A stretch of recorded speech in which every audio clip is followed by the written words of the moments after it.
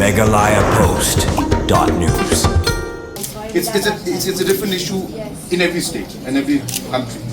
For us, it was the vehicle. A small thing like the distance between the house and the hospital is what it's not that they didn't want to, but they had no choice.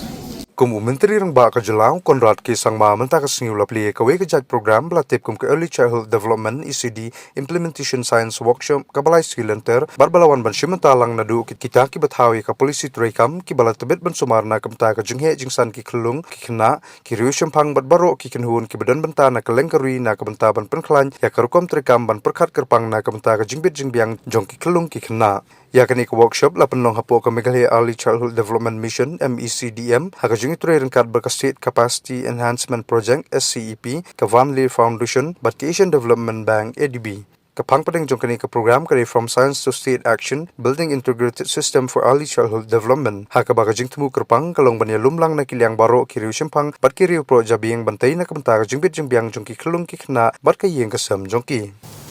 I remember in 2018 when I had just taken over as Chief Minister.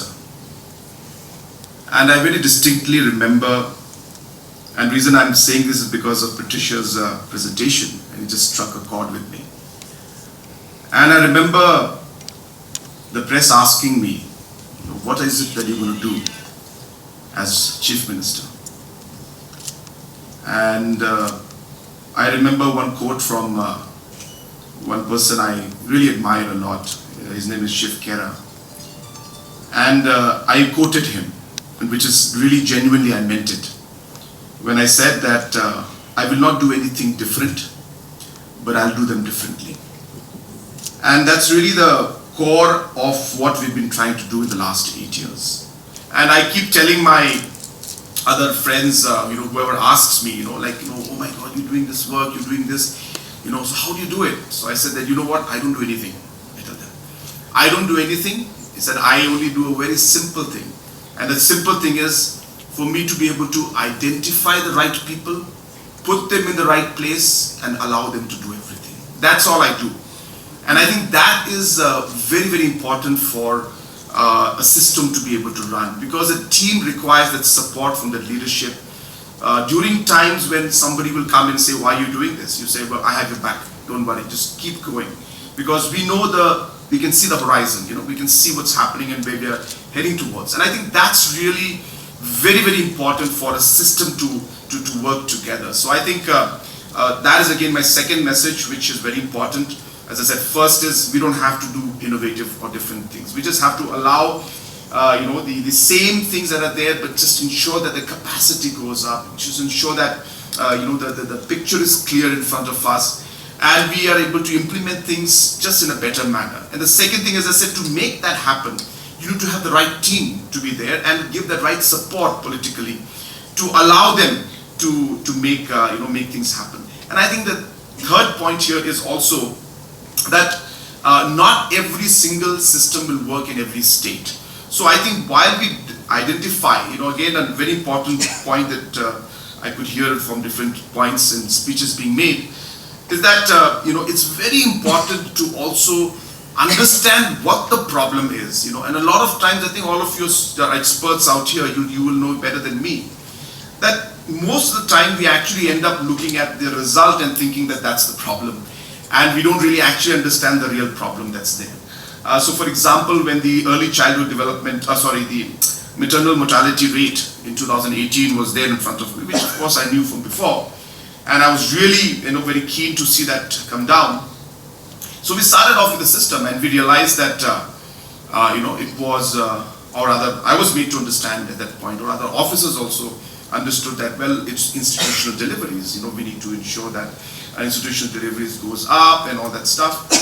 So we started focusing on that, and not realizing that again the institutional delivery and the maternal mortality is basically a result of the actual social structure problems that we have. Mothers can't travel 10 kilometers because they have no vehicle, they have no support, they don't have no money to go in, and therefore it's not that they don't want to go. Well, in some cases it is, but in majority of the cases the problem is that. So we were pushing institutional deliveries, telling everybody, not realizing that mothers actually are financially not capable to do that. And I think these kind of, again, the third point being that this kind of small assessment of really knowing where the problem lies. So we started incentivizing. So we said, look, we have vehicles. Then my team came and we all discussed. We said, oh, we need 1,000 ambulances. I said, I can't buy 1,000 ambulances. We don't have money for that. So then we went into another program. We said, well, there are vehicles in the village. Somebody has a car. Somebody has a vehicle.